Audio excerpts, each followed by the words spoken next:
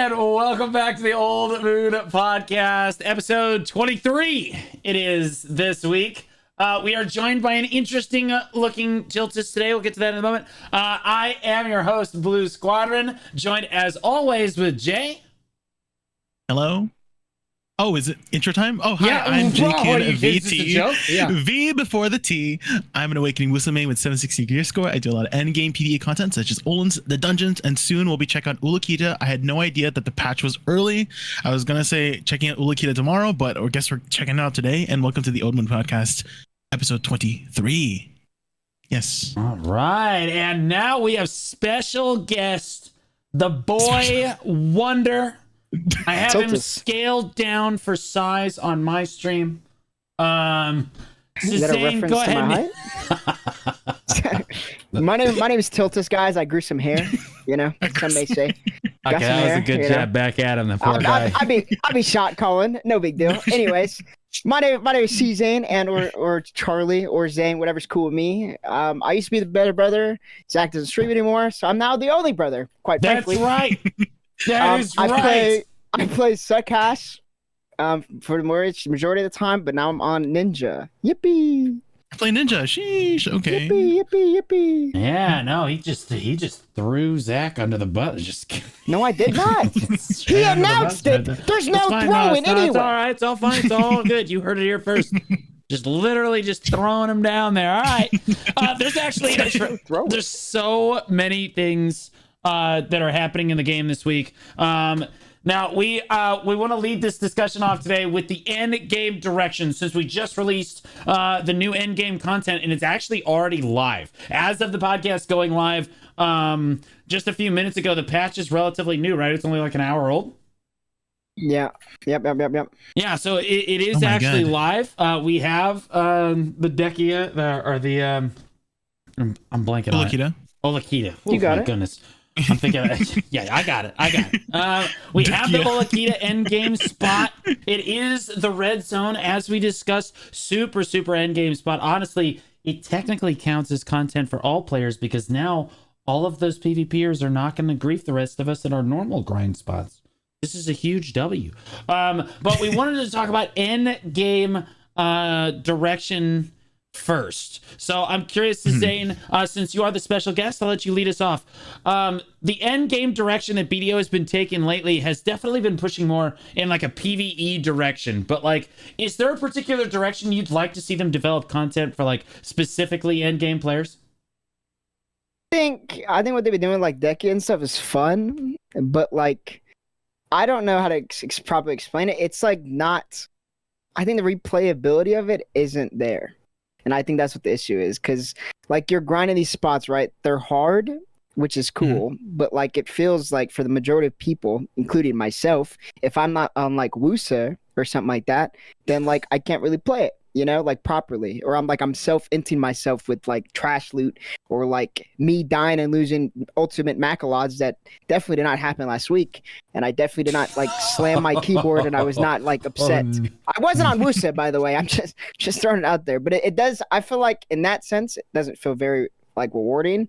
Maybe they need to change like the PvE aspect of it, and I don't think buffing Suck Zerker again is probably the move for it, but who am I to say? Okay, who am I to decide what they do? But I do like Dehkia, and I do like the idea of it. I think it's like a unique grind style. I do wish that like Turos was better than it currently is right now. I think trash looting is like a little bit more buff, but I do like the whole idea of Dehkia, and I'm excited to see if they do like a Dehkia Gyphins or something. That'd be really cool. I don't know. Yeah, no, I think that like, I don't know, Dehkia specifically, if we're just looking at the lantern, I don't know, it's just kind of boring to me. Maybe that's just a hot take, but like, it's just kind of boring. Like, it's also a lot of work to have to go set it all up and then actually go grind it. But yeah, I understand that there's a lot of classes that are particularly good at those spots. I think it's good for players that like want to stay at Turos, but maybe Turos isn't as competitive as they move forward with like other end game spots, right?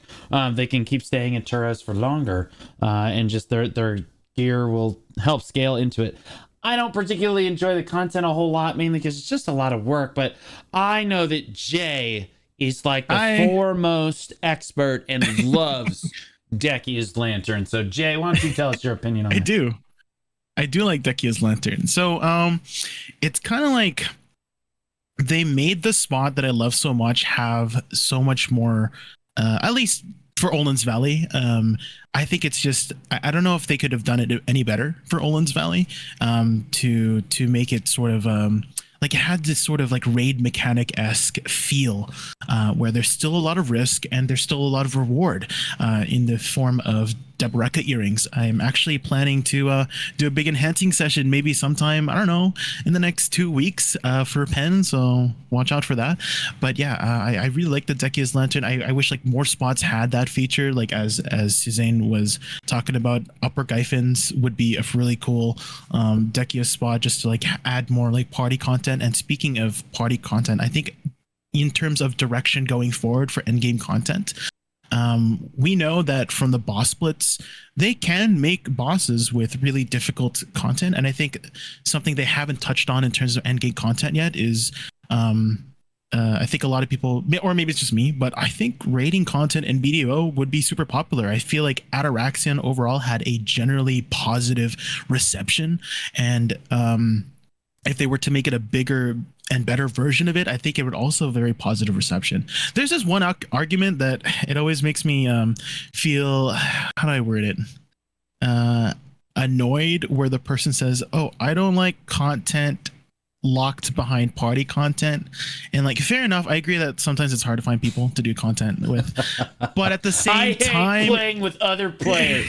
At the same time, it's also the same people who don't even reach out and ask people. People ask me all the time, like, how do you find people for Olins or the dungeons, right? Because I do the dungeons every week, multiple times. I do Olins, like I will have over like 2,000 hours of Olins, of 4 merchant Olin pieces.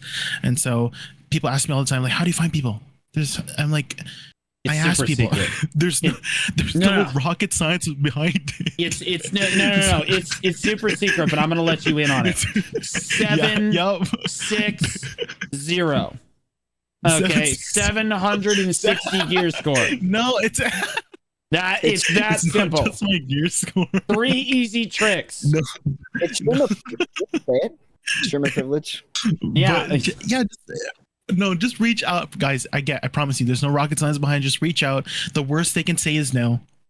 Right, and then you just move on. The people that I have on hand are the results of me just constant over the 3 years. I've just been constantly reaching out.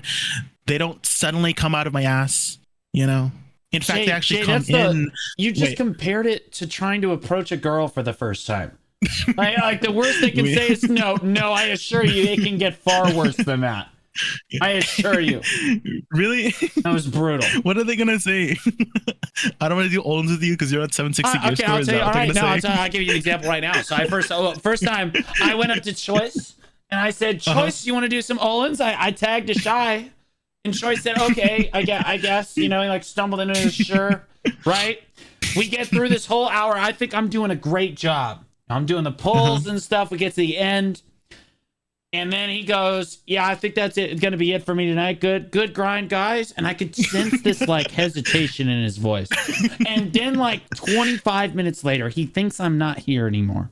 And I see him go looking for Olins in world chat. Is that what happened to you? That is the worst thing ever. Is this true? It is the worst. And then like I asked him about it later. Yeah, no, I asked him about it later, and he was like, "Well, you need to understand that as a late game player, Blue, if I'm not making over 4.5K on a blue, it's really kind of a waste of my time. So like, I respectfully just go talk to Asmonek and he can show you how to play Shy." And I was like, now in fairness, I was only like 3 days old on the Shy and I was doing my best, but like, oh, man, the worst they can say is no, Jay, I assure you it can get far worse. Far worse. Did you at least learn something from that grind? Because you got to start somewhere, right? Yes, and if I it's learned with that Olin's grinders are elitist pieces of crap. No. Because then I went into the Olin's Discord, like that little Compass Discord. They think they're so good. And I go, "Hey, 305, like Kudum Shy. looking for group, and they all Omega lol emoted it. Like they were so cool. Then went and made their own groups. Left the Discord. No more of that. Don't grind Olins. They're mean people. There's just an awful community. I don't know what to tell you. Okay, it might just be choice. It might. Wait, did Choice actually say that? I feel That's like he would crazy. say that. He's a nice guy, no? He is the nicest guy I know. That's why it hurt that much worse, Jay. Because, like, you know, he had to tell me. He's like, Blue, you just batted shy, dude. You just ain't cutting it. Quite frankly, you're just not cutting it. In fairness, he did come into my stream like a month later. He's like, Blue, you have gotten so much better. I'm like, will you grind with me? He's like, oh, I just got the piece. Good luck, though. I just got the piece. So rough. What a rough. coincidence, actually. Yeah, I know. It was crazy. It's out of nowhere. And then 3 days later, I saw him get the piece on stream. You know what I mean? Like, rough. But okay, so about end game direction in general, though, would you rather see them develop more of a PvP? Do you think it's better for them to develop more of like the end game PvP, since you know that's kind of like don't like the stuff to do right now, like crazy end game? Or would you rather see them develop more of the PvE? I know that Jay just suggested the raids. I think the dungeons are one thing. I think that they should develop something like a Destiny 2 strike. Other MMOs might call it, I don't know what the word for it is, but a dungeon. Like little things where you could just like raid with, or you could just do dungeons with people all the time, and it's just like a little mission that you went and did. Like a scenario? Yeah, like a little scenario, and you went and, you know, like you got randomly grouped up with people, and then you got some loot at the end. Right? I think that would be pretty cool. like an LFG finder? Like those. Yeah, I mean, it doesn't necessarily have to be LFG. But like anything like that would be fine. So Zane, what do you think about end game content? Would you rather see it lean towards PvP or PvE? I don't think there's any way to lean it towards PvP, because like the whole AOS and everything, it's all like mixed at the same, you know, like it's, I don't want to say like the same content, but like just in different variations, kind of like how AOS is out, where open world PvP is just completely dead and it's just how it is. But like, I do think like with PvE, I don't know, I'm not a big fan of boss rush. I know a lot of people like it. I love boss. Oh God! I knew excited Zane and I were going to be friends. I knew we were friends. I was so excited when it got announced and it was going to be like group content, and then it wasn't. And like looking at it now, right? Like there's no like bosses that I can actually. Can I just speak my piece on boss splits? I want to speak my piece on boss splits. Okay. I feel like you were gonna like where I was gonna go, but go ahead. Go ahead. Go ahead and interrupt him, Jake. Yeah, go ahead. Just interrupt the guest. It's all good, man. Go ahead. You brought it up, and I had to speak my piece on it. Okay, so I know a lot of people will say, "Oh, it's not worth it," right? So many people said that, and I was like, sure.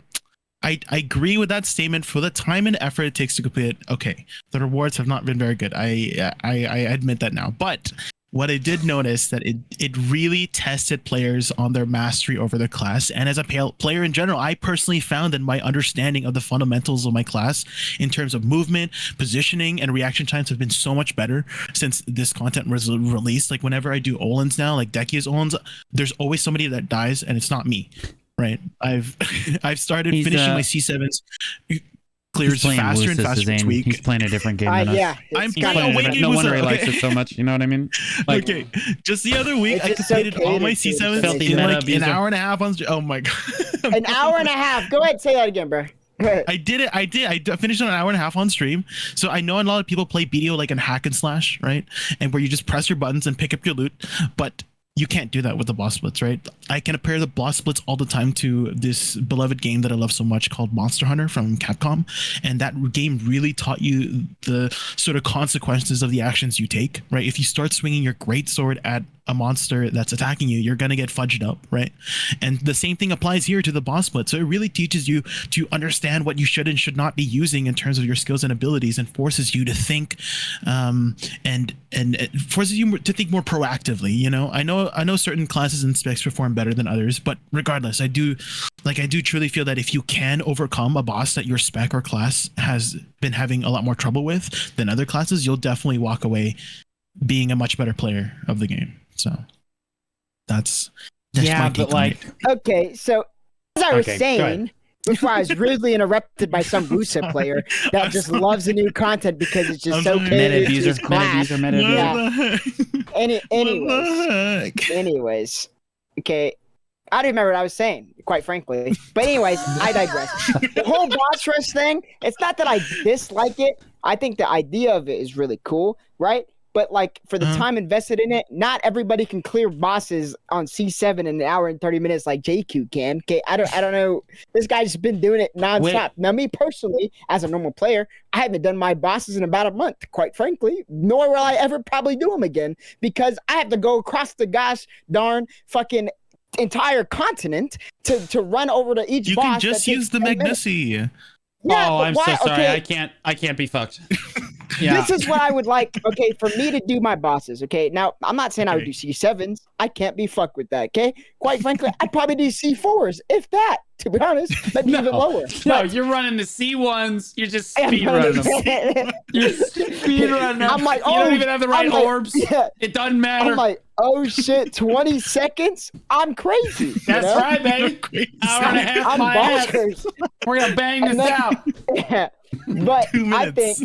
I think that they should add like maybe a TP where like it just TPs me to the boss.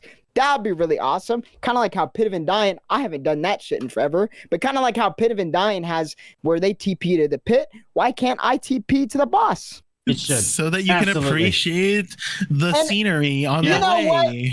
That's another issue, man. A lot of the Morning Light only has the bosses that suck.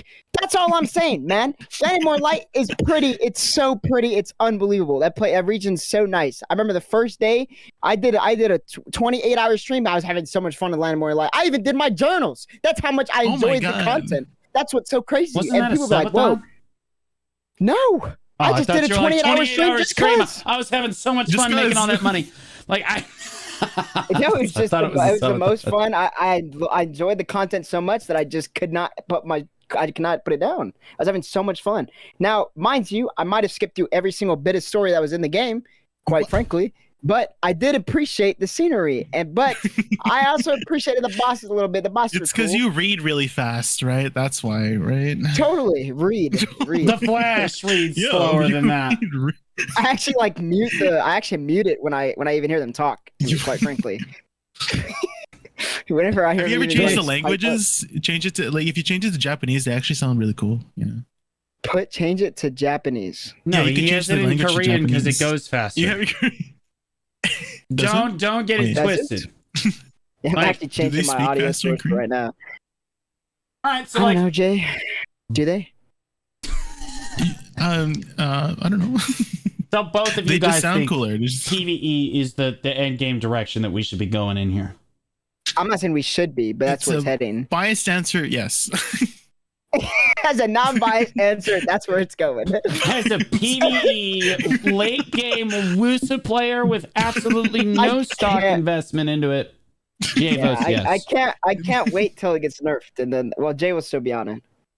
I'll still be on it, yeah. but he'll feel like how we be feeling. Okay, I play Awakening, so they're probably not gonna nerf Awakening. Okay, he's not like the other girls. I'm not like the other Wusas, okay? I'm different, okay? Okay, buddy. He's different. He's different. Different. Yeah, I would say that too. Yeah, so is there anything... okay, so late game PvE content. What are we missing with this content? Like, I know that Jay likes the boss blitz, but I'll be honest, I'm definitely much more Camp Suzanne on this. I stopped doing it in the second week. I didn't even make it. I got through the first week and then was like, oh, this is garbage. And then just didn't do it again. I still don't even have my tier done. I just didn't even care. And I'll just wait. I'll just buy it. It'll be fine. What killed it for me was a Moogie. Really? You got all the way to the snake?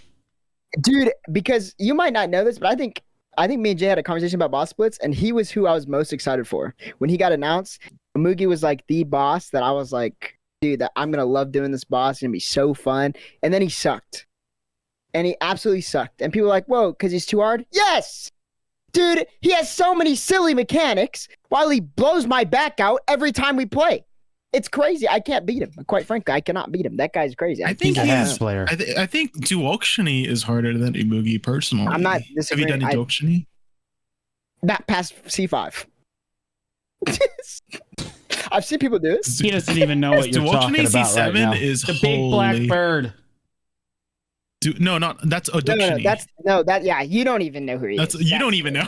I thought you That's said Oductiony. Oductiony.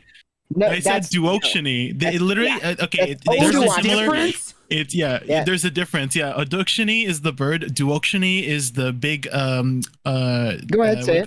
The Smurf? Dokkaebi guy, the Dokkaebi King. Smurf. The He's like a giant Smurf blue man. with like Yeah, Dokkaebi gauntlets. King. That's Dokkaebi King. Yeah. Oh yeah. See, I saw a video on that, and it looked like I just couldn't be fucked to do that content. There's just not a chance. That one was hard. The room is filling up with fire, and it just if you don't manage your room very well, you're gonna get filled up. Who was the world's first that did that? What class was it again? I think it was a Shy. I think it was a Would have been Wusa. I thought it was a Shy. Wusa. Was it a Wusa? Pretty sure it was a Yeah, Wusa. Really? Honestly, I don't even know Shy who it doesn't was, count. but I just Shy want to doesn't corner count. Jay. Shy's Shy so doesn't good count. at boss splits for some reason. Yeah, He's crazy. we don't even bring up Shy. Okay, Tara about to come out the woodworks if we start talking about Shy. Okay, True. we don't need to bring it up. We don't need to bring it up, guys. That's how you summon him. That's how you Yeah, he heard like somebody like brought it up like at VC. He's like, "Oh, really?" He springs over here. I don't. Stop it. I'm sorry. I'm sorry. Sorry for even pipe it up. So, is there a way to combine PvE and PvP, best of both worlds? Is there some I sort thought of game that's what mode they you were guys would like doing. seeing? I thought that's what they were doing with War of the Roses. Is that there's sort of objectives. Yeah, that that's PvP. It's just all PvP. Is it all Standing on a PvP? point and killing people is not PvE. Well, I remember sorry, like there's some guys. features where you could send like actual like AI NPCs or monsters to like take points for you or something like that. Right. And that was like a PvE portion, no? I don't know. To be honest with you, they've been so secretive about it. We don't even know anymore. They showed us boats. They said 300 versus 300. Half the audience checked out. Like, we don't even know what day of the week it's going to be. Because, like, if you take 600 players, if you take 600 players away from the PvP scene, nothing else can happen that day. Right? Like, there's, like, you can't do Node Wars or Siege that day. And to be honest with you, again, I've voiced this many times. Make it on Siege Day. Force us to be off of Siege that week. That would be spectacular. But then that means whoever is in castle streaks automatically, right? No, it would just reset the castles. Then it would prevent people from streaking super long term. Right? It's just so like, you only have castle for a week, twice a month? You could streak 2 weeks in a row, but then on the third week you'd get kicked out. And honestly, it keeps us from this situation where like Show goes to Valencia and then just has it for the next 9 months. Because no one's ever gonna go there and push that. You gotta bring like 3 people and still have no fun for like 3 hours. Yeah. Well, I mean, I think War of the Roses will be a lot of fun. I'm not really sure. I'm nervous. I think they should at this point in the game. Yes, you push toward a PvE style late game, which appeals to way more players, and more players will play the game. I completely agree. However, I think that we should pivot over, and now is the time. We just introduced this every other hour Marnie's Realm system, right? Mm-hmm. And I think that kind of disengages open world PvP a little bit. Can we give rewards for PvP now that allow players to like fundamentally progress through PvP now? Like I feel like we're past this because they've been strictly against this in the past, and now since we're pushing PvE super hard, why not just allow PvP to have some more rewards? We're making. Well, if you ask them, right, they did it. What do you mean AOS. they did it? They gave us 600 mil this week.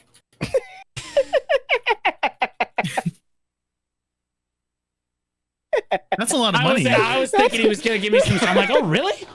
I'm looking at the patch notes. Like, no, he just hit me.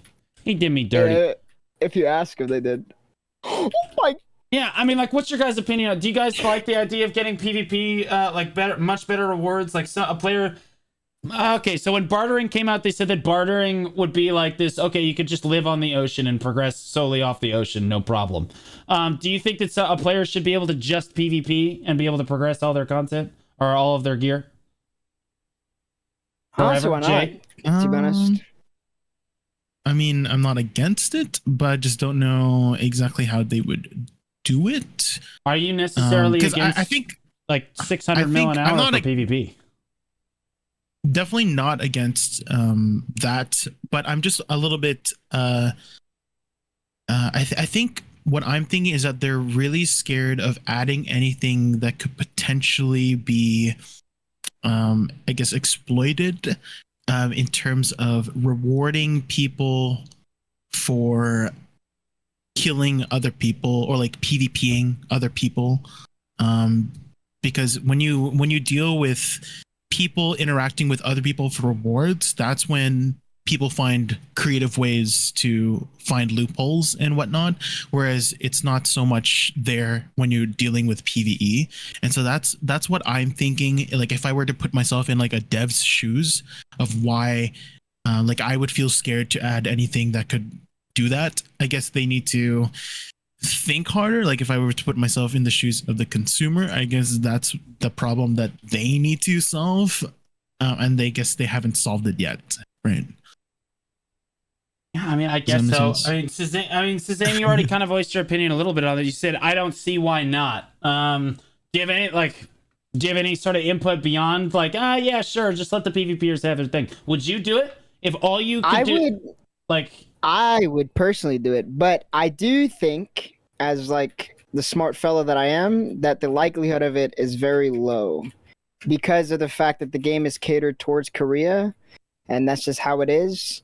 No matter how much voicing of an opinion we do, Korea is just the game that they will like cater towards, or the region they will cater towards more, just because that's just what they want to do. And it kind of showed itself with how they decided to combat like how Korea is overpopulated with the grind zones, right? So they try to combat it with like the Marnie's realm. They made a lot of like crazy changes all at once rather than making like one change and seeing how it works.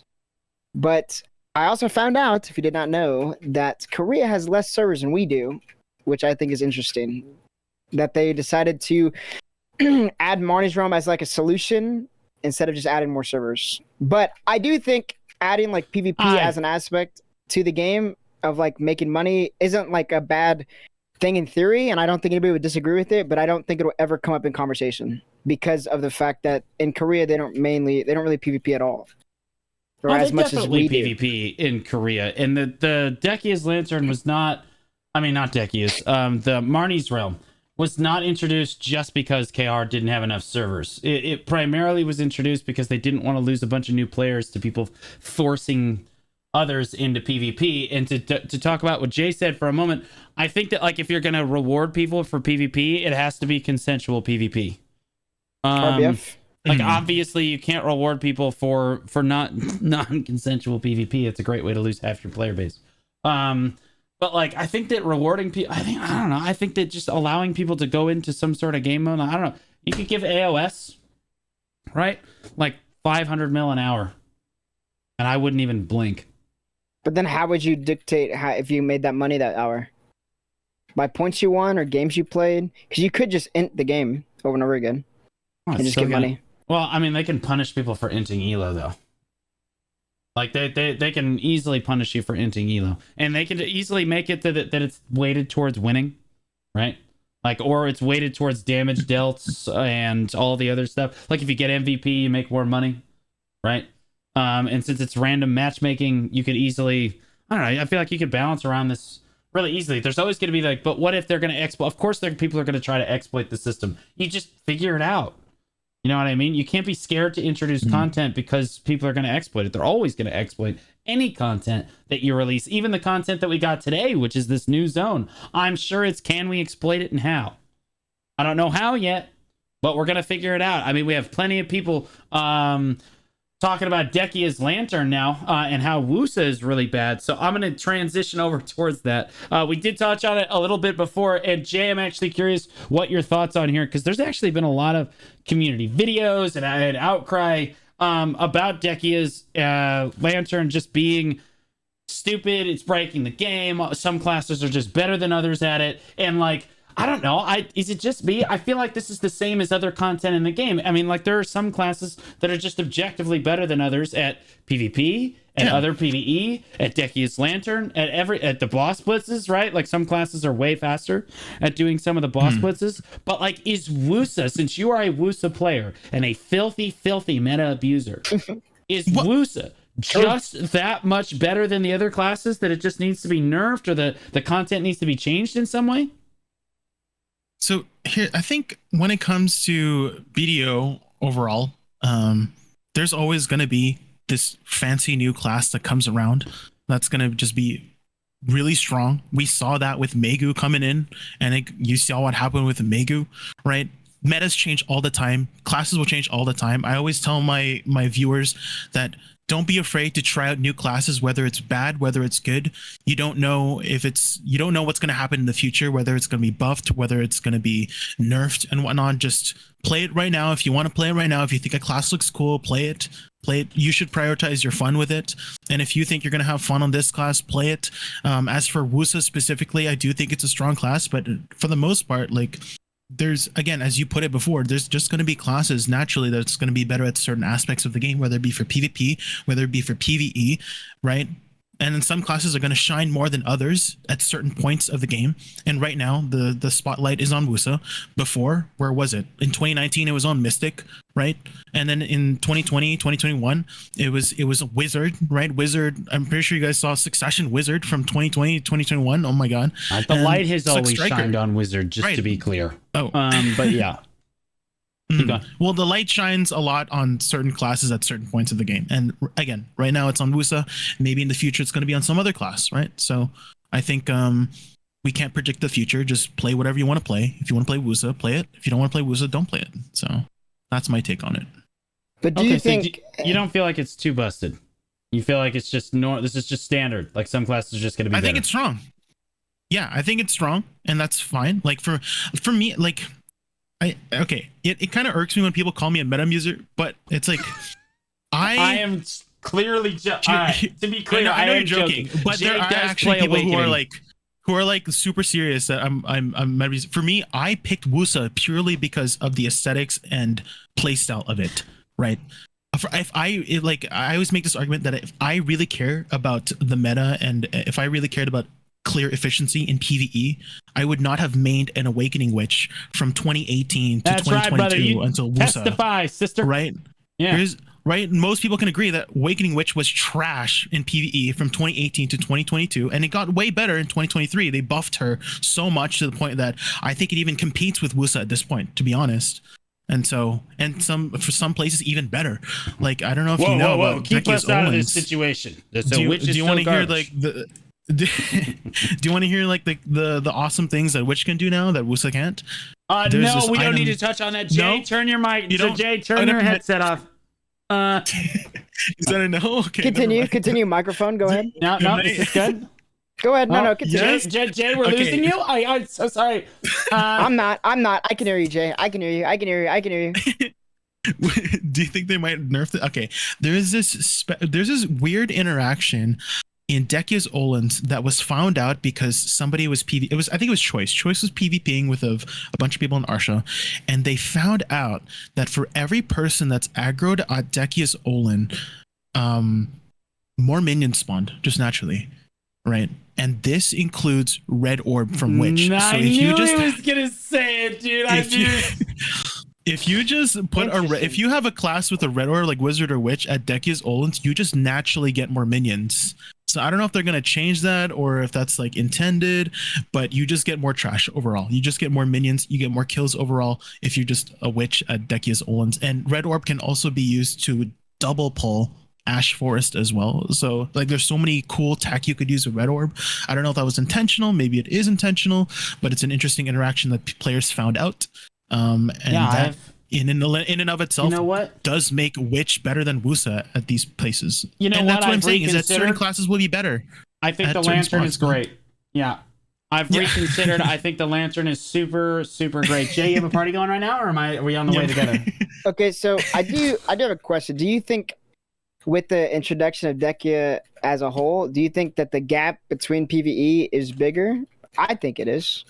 Yeah, actually, I think it is. I think the gap is always bigger than it ever has been because like the class just excels so well at the spots because It's just the damage is crazy. It's super protected. It heals like a truck, and it kills the minions within like way faster than any other class can. It hasn't been a new thing that people swapped to classes to do certain things. Like there were so many people that rolled over to Suck Striker to grind Olin's Valley back in 2021. New. It's not new. It's not new. I'm not saying it's not new. Yeah, I'm saying, do you think the gap is bigger than it ever has been? Right. And I would say it is, because I mean it's so big that even choice is on Wusa. That's how big the gap is, bro.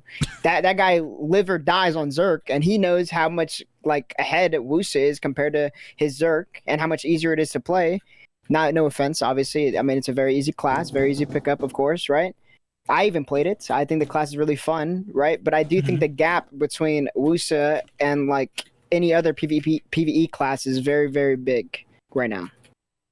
Fine, sure. I agree with the statement that Wusa has a really big advantage in PvE, but here's the thing about gaps, right? Gaps change all the time, right? And that's what I'm saying is that if the state of the class is good right now, play it, right? We don't know when it's going to change. We don't know if it's going to get buffed or nerfed or whatever for any class, really. And that's what we saw with Megu, right? Wasn't her gap massive? Look what happened, right? And so maybe the same thing will happen with Wusa. We don't know. And so I just think that it's a waste of time to like think about these sort of things. And I always want to push forward just playing the game. If you want to play the game, if you want to play that class, play the class, and just not even worry about all that stuff, because that's talking about that stuff makes people worried about should they waste their time on this or class or invest in that class. You know what I mean? Yeah, I would argue that they need to nerf Wusa, that they just need to bring other classes up to speed, or like even like not necessarily the same, but like the introduction of like the PVI frames to help you with boss blitz. There's a lot of classes, including myself. I had to use evasion roll, quite frankly, and that was trash. I was miserable in boss rush having to use evasion roll when I was fighting Sangakashi, whatever his name. I could change her, by the way. Quite frankly, Sangakashi, I'll change her. Swear, I will. I'll do it. But that doesn't matter. Okay, I digress. Besides my love life, but I think that they should just bring it up to speed with other classes rather than like nerfing Wusa's PvE, because I don't think PvE should be like something that should be like nerfed. I don't think that is a thing. I think that the gap is only big because the class is as healthy as it is. So there's so many. Okay, like I just want to chime in here, and I've heard this argument so much where the argument is, can we make all of these classes the same PvE efficiency? And I'm like, doesn't that go all the way back to Blue's statement? Yeah. Where it's like, oh, certain classes are just gonna be better than others. It's like there's like these two spectrums that people want at the same time. They want all the classes to be the same in PvE, but then there's also the people who also say at the same time, hey, you know, certain classes are gonna be good at certain things in that aspect. And I just think that perhaps like when you think about it, hey, she's strong at this, what isn't she strong at? And maybe that balances it out. If not, then maybe changes need to be made. Right. So for me, I always thought that the reason why she wasn't the best duelist was because they gave her this really comfortable, easy, high survivability play style that I loved to play back in 2018 to 2022. That was my justification. She has infinite forward guard. She has on-demand heals. She and Wizard were the only classes with an infinite PvE iframe from 2018 to 2022 until they added PvE iframes. But yeah, no. In PvP, in PvE, she's the safest class in the game. That's what it. Yeah, I'm speaking strictly in PvE. Yeah. So that was my thought process of why she wasn't very good at duelist, was because she had this really strong and easy PvE comfortability that Witch had. And for Wusa, right, I don't know what, I haven't really dealt with her PvP side.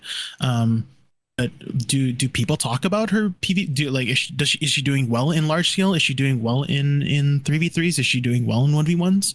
And maybe if she isn't, maybe that's the balance to her being so good in PvE, et cetera, you know. Well, Wusa is good in PvP. Like I'm not saying there's a lot of them. Though.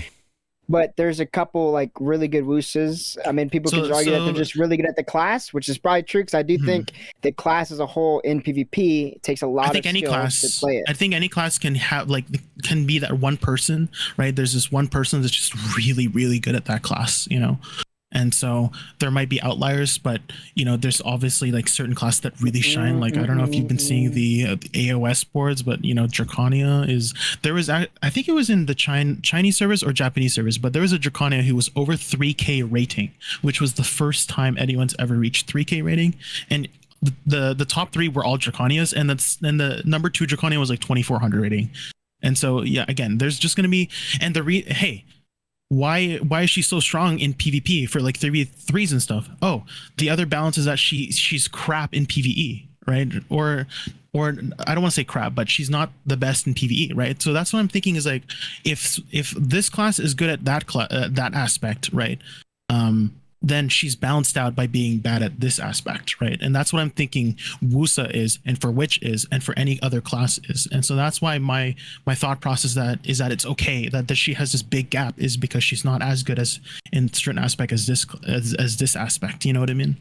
Does that make sense? Yeah. So I think that honestly, I lean a lot towards Jay here. I think that yes, there's always going to be classes that outshine other people in PvP. Now, in PvE. I understand Suzane's argument, and I'd say that Wusa definitely looks like she's a step above what we have seen previously. However, I also don't think the solution is to buff everyone to Wusa's level. At a certain point, you just have to say, okay, well, we're just going to bring this back down to a level that is reasonable, and not awakening Wusa, Jay. Just don't think I'm just talking about the bad people that play Succession.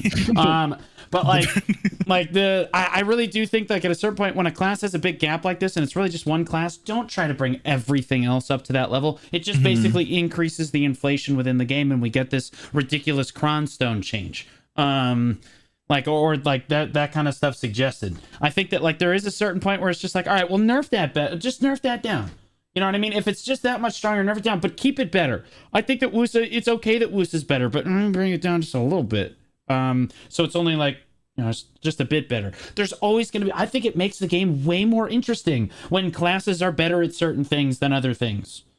Like, I think that it helps you develop, like, oh, this is a much that's the fun nicer part. grind spot. Yeah. It's like, oh, I kind of like it's fun this that certain spot. classes are strong. Yeah. Yeah. I think it helps diversify where the play. I think they're doing this intentionally, if I'm being honest, because I think it helps diversify where certain classes are going to grind, right? It helps diversify where people like their to go out and get their money. Other than, okay, well, if all the classes were exactly the same, well, then there's going to be more and more people just kind of crowding into the primary grind spot. In this case, Dehkia Thornwood, I think is probably the most money in the game, or at least the easiest of the. It might not be the most money, but it's the easiest of the Dehkia spots, because I don't think that you're really at risk on most classes. The most money out of all 3 Dehkia spots, but they did do a good buff to Elvia to where there's like easier way to make like a bill. Like you can make a bill at Giants right now. I made like 1.7 in an hour the other day. Giants is really, really good. So is Rudums. They did really good with that. Yeah, Trolls is really bad. You guys should. It's awful. You guys should stay away from that. Quint is really good. You should go to Quint. You should stay away from all. Yeah, don't even. Yeah, the Arsha is the best. Terrible. The one shots are even harder. Out. I pulled like 6K without the buffs right now. I'm gonna try Quint that. I'm so excited to try Quint. Go to Giants. Swear. Go bro. You probably could pull like 9K. Rudums. Like oh my God, Rudums. Wow, Rudums is so good. But. I'm just saying, like, the reason I don't say Quint, because like Quint, you still gotta like pay attention just a little bit, but not as much as like Giants, like where I just turn my brain off and I just attack the mobs and they die. You know, no, I like, and Quint. I still pull a bill. I can just turn my brain off. I'm a witch, as Jay said. He's not wrong. Witch is easily it's the safest class in the game.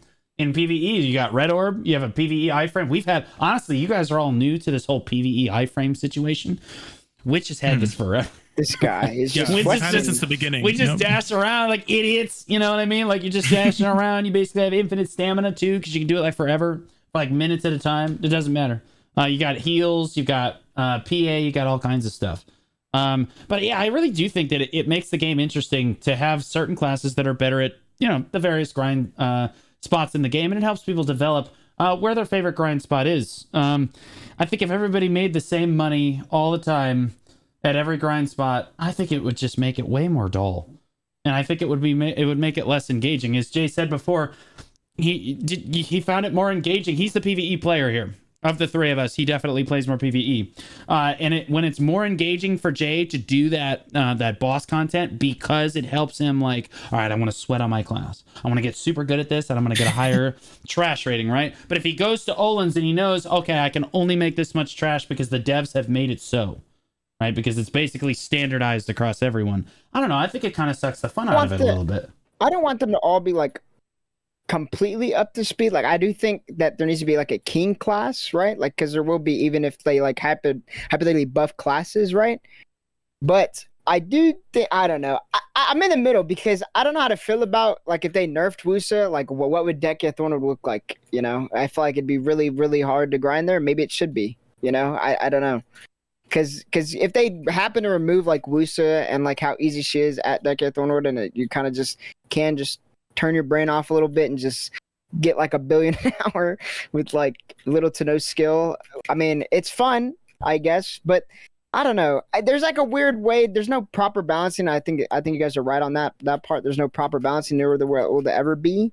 But I do think that there's like, I wouldn't say all classes, but there's like a vast majority of classes that do need buff and PvP or PvE aspect, because I do think every class should be at least allowed to grind properly. Like we should never have to be like saying that like, oh, Dracania is only good in PvP. Don't even get me started about Dracania. That class is so disgusting in AOS. It's not even funny. Okay, that class deserves a nurse.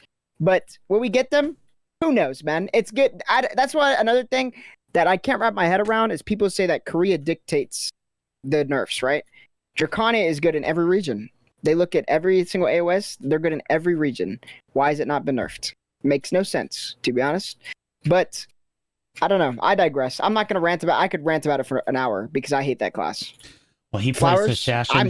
He's been in the dumpster for so long, he doesn't know any better.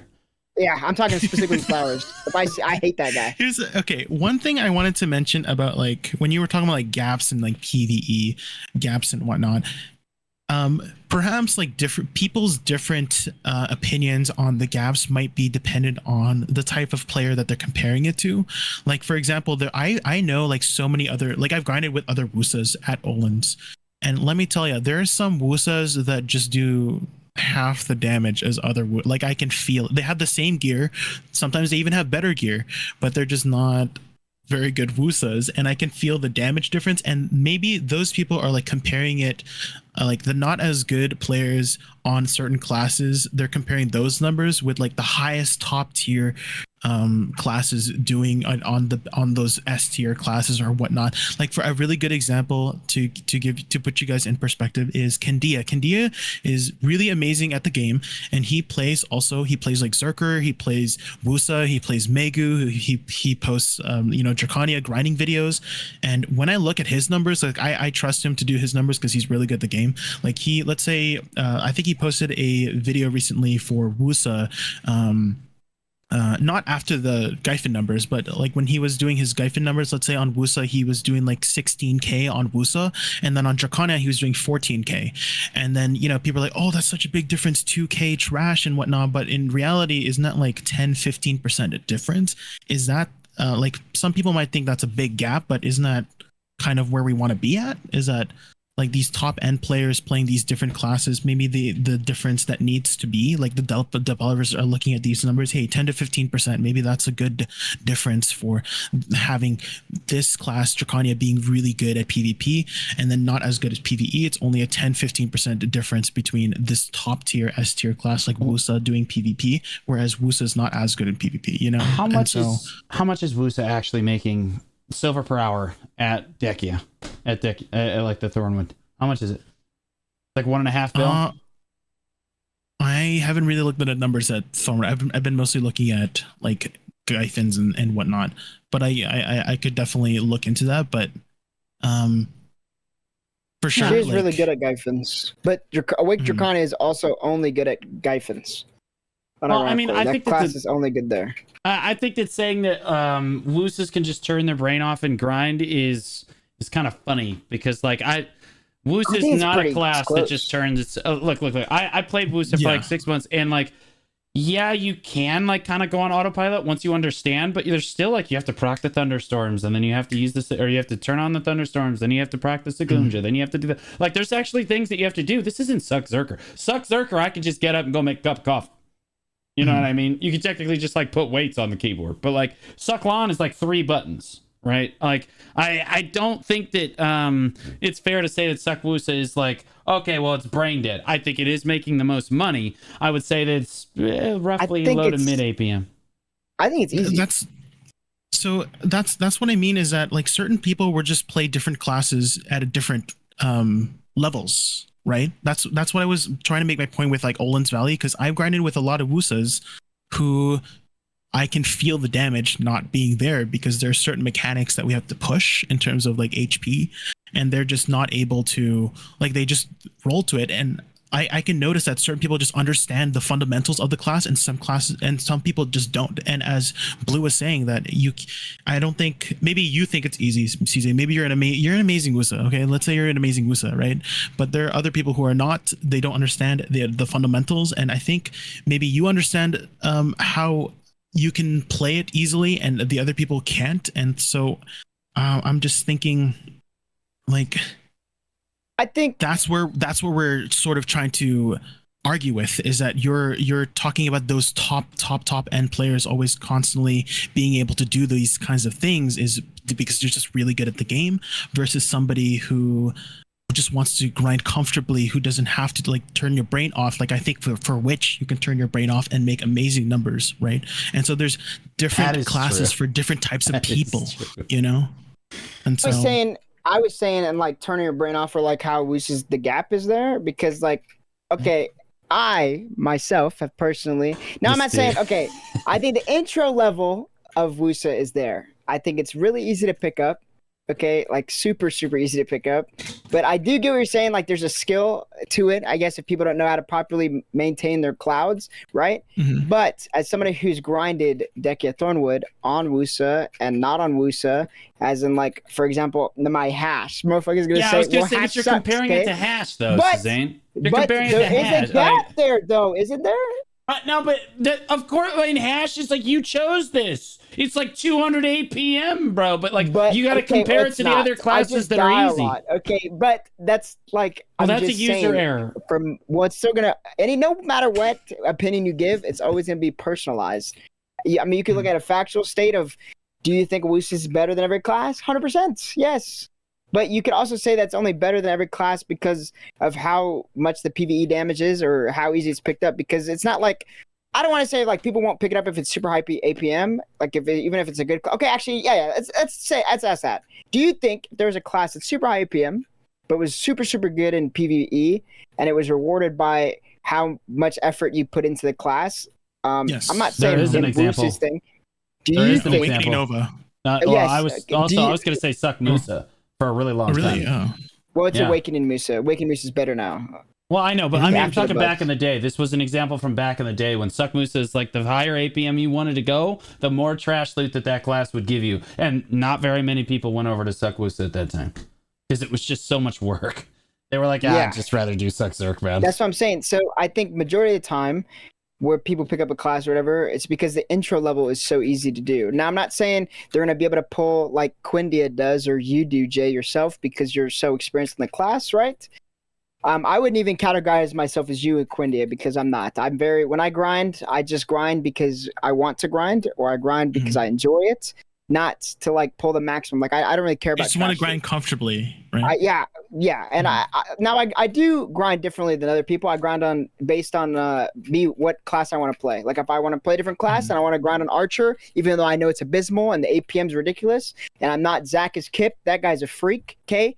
But then I'll grind on it, right? But it's different. I'm just saying in the aspect of like not all grind spots that Wusa like excels to the point where it's like an issue, but I do think in the Dehkia aspect, I do think it's an issue because I've felt the difference.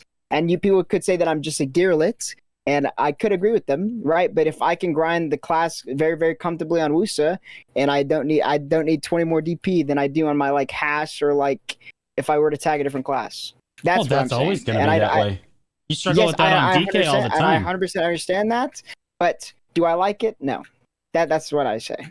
Well, I I don't mean, like, it. I struggled with that on DK for a really long time, but that DK also had a lot more damage. So you had a lot more damage, but you were like a fart in the wind when the Achman mobs would hit you a long time ago. When Achman and History were considered the best places in the game, you were sweating at Achman unless you had a lot of DP on DK. It's the same way nowadays. If you try to go to a high end spot on like one of the squishier classes, I mean, Hash is a reasonable example, and you just get poof. You're not paying attention for 1 second. Maybe you're looking at chat, gone. I die on Witch sometimes because I'm looking at my chat. But like, I don't know. I just feel like that is always going to be the case. And Wusa, I just don't see Wusa as really being all that too much of a problem. Maybe you bring it down a little bit, but like, okay, so we talked about Wusa a lot, but you mentioned, okay, you really hate Awakening Dracania. Do you hate it in PvE, Suzanne, or are you just in PvP? Just a PvP, but I would say large scale, it's like not terrible, but it's definitely good. Right? In large scale AOS, PvP? I would say it's all right. Like it's the good. second best flanker in the game, I think. Okay, I think it's just that good. I don't think that's where it's like disgusting. Like as AOS, yeah, like true. I'm just comparing it to like fair. AOS. In AOS, that class is just like ridiculous, and it's so ridiculous that everybody and their fucking mom is playing it. Because it is just that easy. I'm not gonna lie. Like, okay, yes, it is not an easy class. Okay, well, it's not an easy class. It's okay. It's not like hard though. It looks really hard to me. Let me finish, okay? And I'm not saying to the point of people can play at like Flowers level. Yes, Flowers is my friend. He's my dog. Okay, the top end draft PvPers or whatever. I do. I fucking hate you. Okay, but anyways, the top end PvPers or whatever that play Dracania, right? The class is just strong. But I don't know how hard it is to pick it up. To be honest, it doesn't look very crazy. I think there's very notable nerfs that they can easily do. I can even name one. I think the fact that she can shift Q and not hit a single person and regen her entire HP bar is ridiculous. Okay, that is ridiculous. What skill does that take? She gets knocked on the ground. She's like invincible because she heals so much, and she does a bajillion damage, and she's pretty S-shade. Now, people say that she has unprotected CCs or whatever, but she moves at the speed of light. So, like, who's CCing her, bro? She's pretty high APM, and she has 2 dragon forms to constantly manage. This is a difficult class to play. APM. I think the class is hard, but not, like, to the point where it's, like, extreme to the point where people are just not going to play it, because it's hard. Like, that's what I'm saying. Like, there's enough people that are on it, because the intro to it is not that hard. But I do think, like, at a high end, not everybody can play it to the extent of, like, Flowers or somebody who actually puts time and effort into it. But I do think that it's not, like, insanely difficult to pick up in that regard, if that makes sense. So you don't think it's busted in PvE, though? No, I think it's only good at Gyphon. I think it's only good at Gyphon. I actually don't think it's very good in PvE at all. I think it's okay. I think it's, like, mid at best. Yeah, it's only good at Gyphon, not like good to where like we should nerf it, But it's not like Gyphon's like the only place it can grind where it's like bearable, But it's also unbearable. Another thing I wanted to mention is that when people, I notice this a lot, is that if a class isn't pulling the best numbers, they're immediately. It's like what's the saying? If you're not first, you're last. It's like that situation right now that I'm feeling is what people think of. Like if I'm pulling only 10% less, I'm playing Waking Wusa. I'm not first. Okay. Anyways. Right. Okay. So that if a class is pulling like 10% less trash, that it's immediately considered a trash class for PvE. So I don't think Awakening Wusa, I don't think Awakening Dracania is, at least for me, like one in my mindset, because it's pulling like 10-15% less than the best classes up there, is that it's immediately trash or bad. It's just not as good, I think. And people equate not as good as equaling to trash, which I think that mindset needs to be they need to, I think those people need to like open up their mind a bit more and like consider the other aspects of the class. Yeah, I mean, like, again, Awakening Witch is a good example of this, where like I am okay with playing Awakening Witch even though she is arguably the worst duelist in the game, and I am including Shy. Like, she's definitely like, I don't know, I feel like if I fought a Shy in PvP, I feel like I'm just getting, she's just gonna break my gear. Neither of us can kill each other, but she can break my gear faster than I can break hers, so I just lose. But like, Oh yeah, it's like based on. Is it based on hits, or is your durability based on hits? Is that how it works? Oh really? Yeah. Oh okay.